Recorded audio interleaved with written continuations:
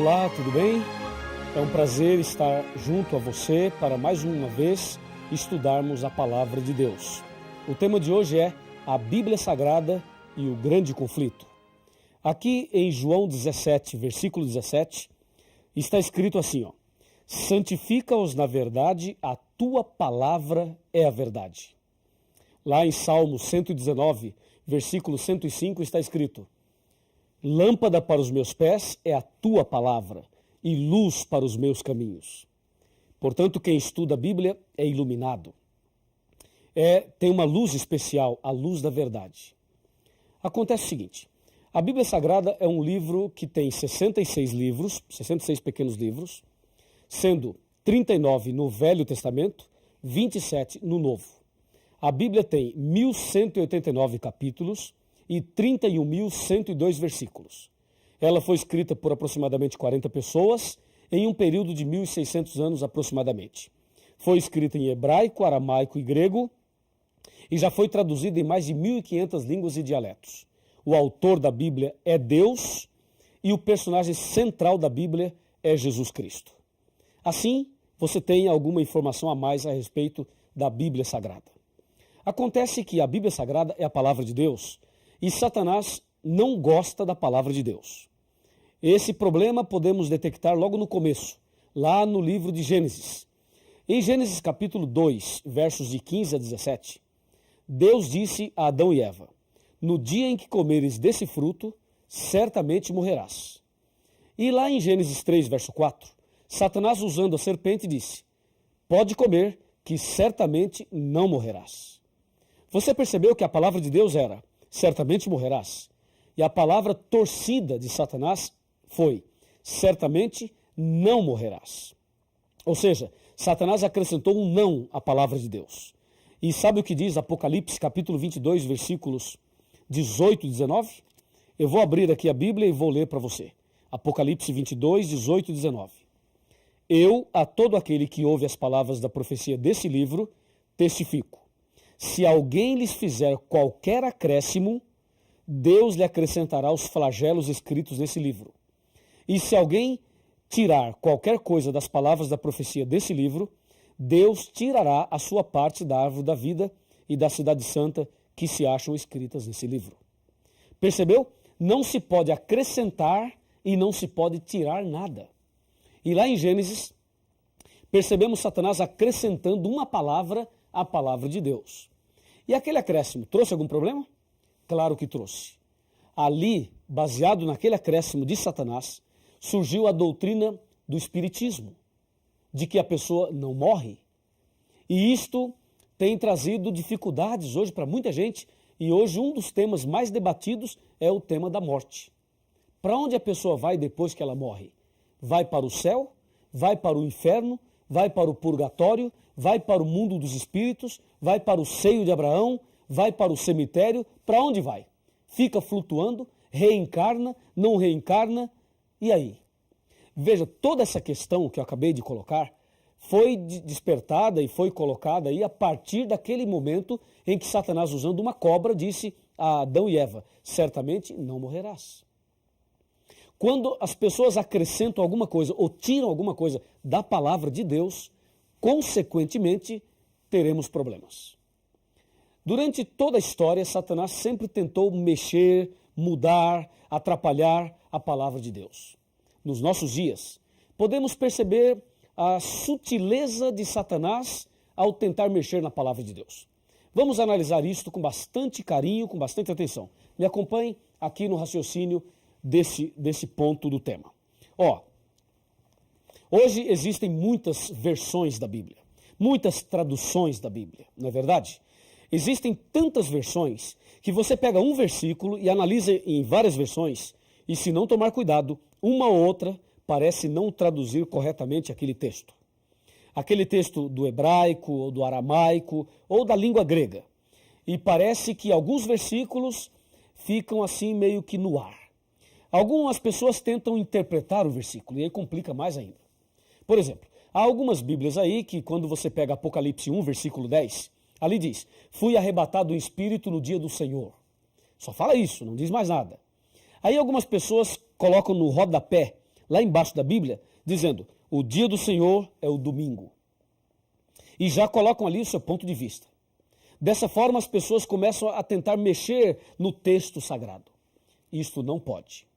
Outras traduções tiram algumas palavras. Por exemplo, a tradução Novo Mundo. A tradução Novo Mundo da Sociedade Torre de Vigia, quando cita lá João capítulo 1, versos de 1 a 3, e diz: no princípio era o verbo estava com Deus e o verbo era Deus. Depois no verso 14 diz: e o verbo se fez carne e habitou entre nós. Aquele verbo é Jesus. E Jesus é apresentado em João como Deus Criador.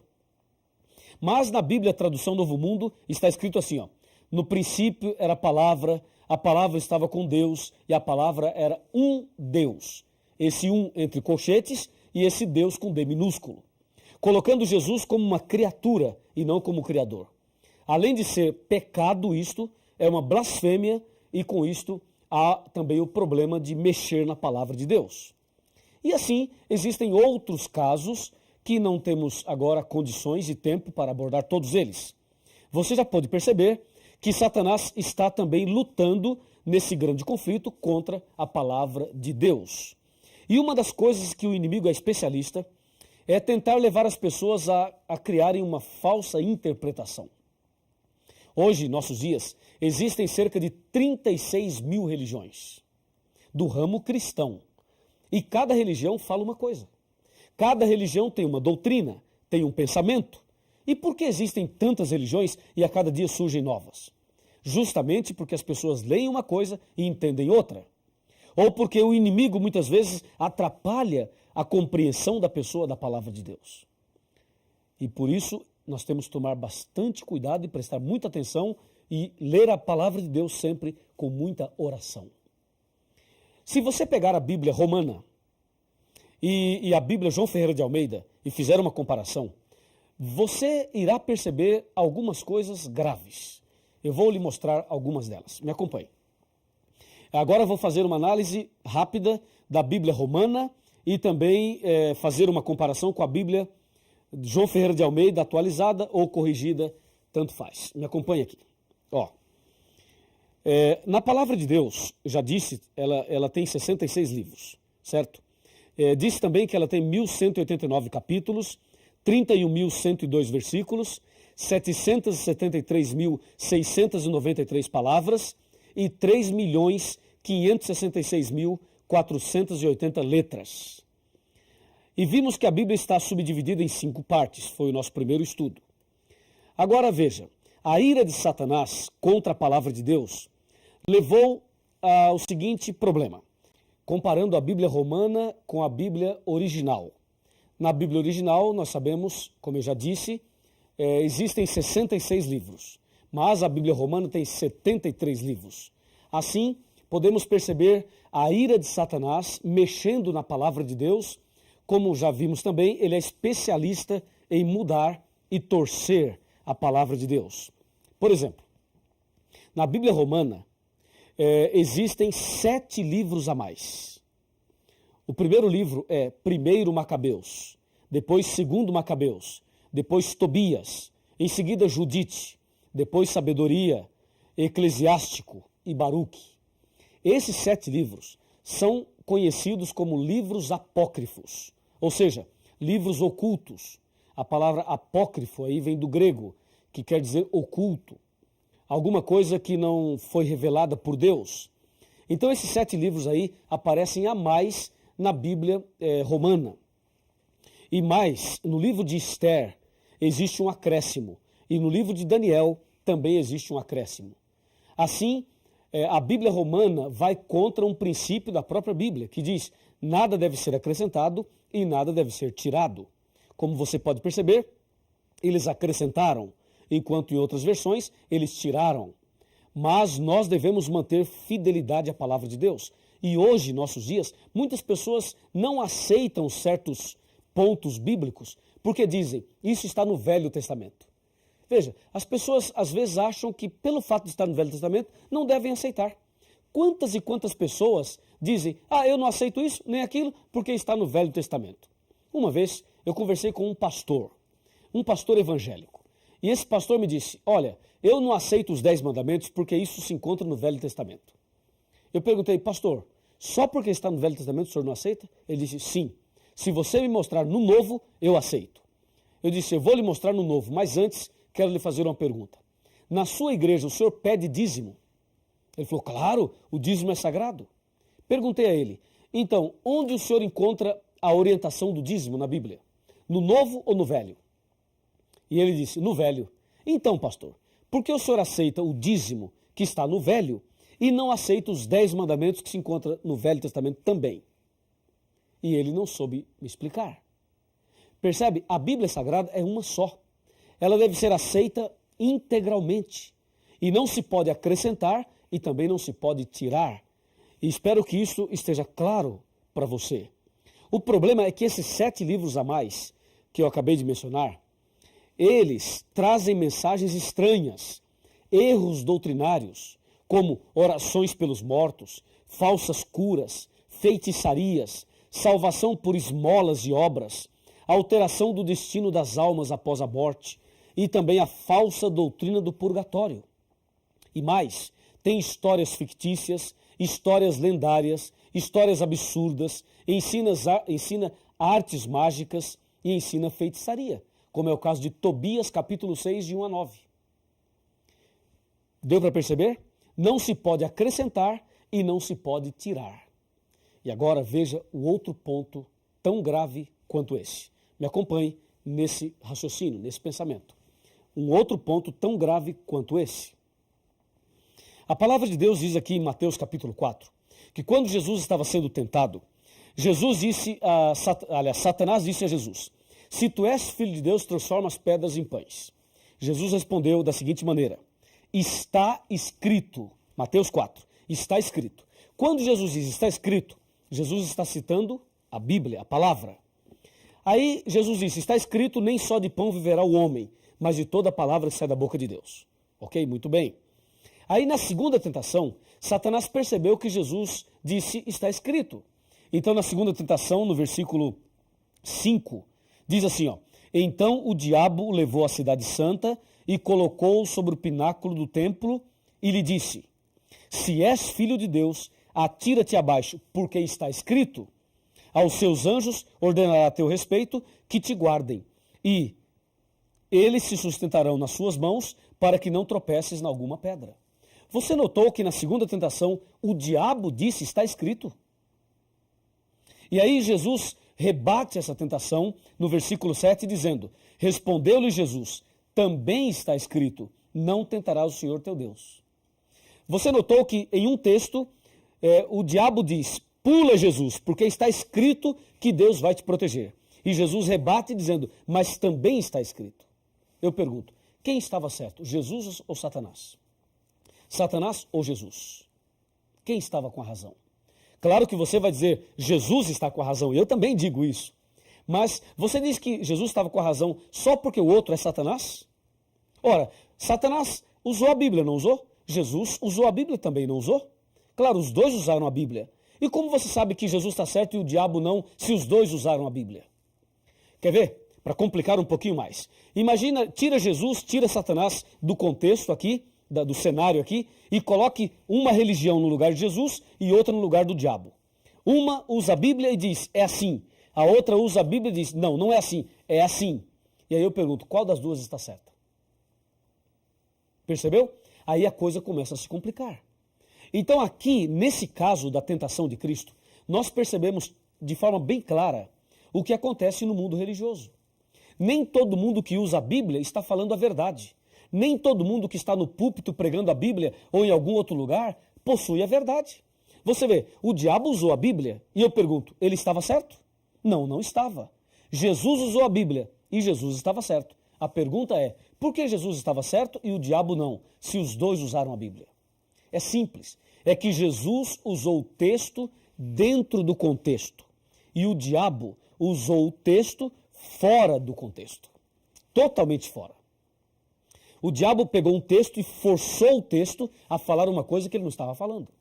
É justamente isso que acontece em nossos dias. É exatamente esse o problema.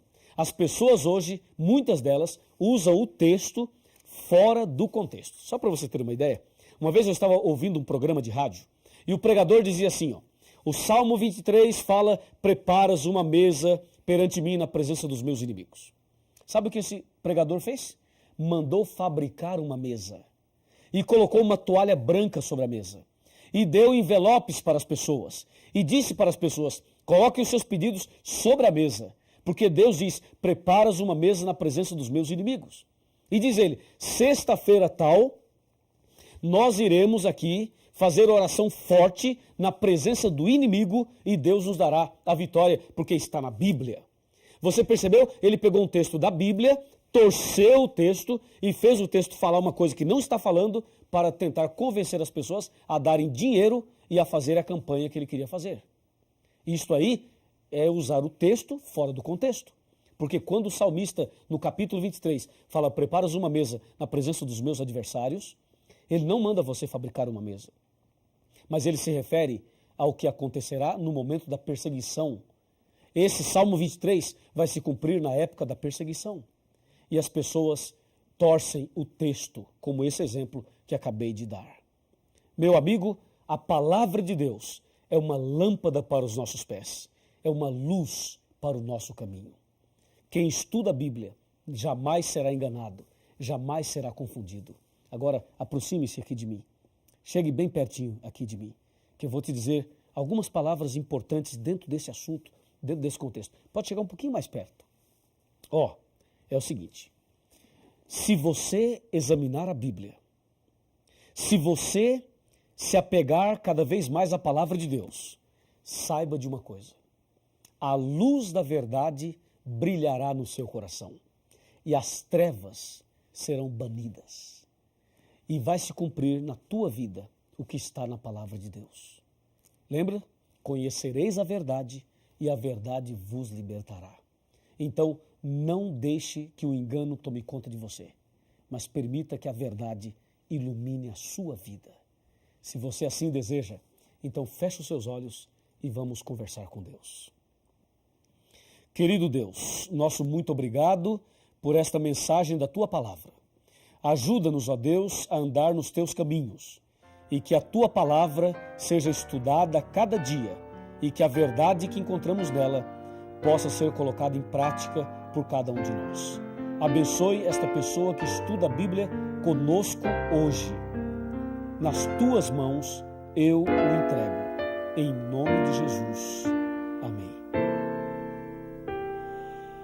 Cristo me tem fiel amizade, nele encontrei real liberdade, pois sobre a cruz minha alma comprou, dele portanto eu sou.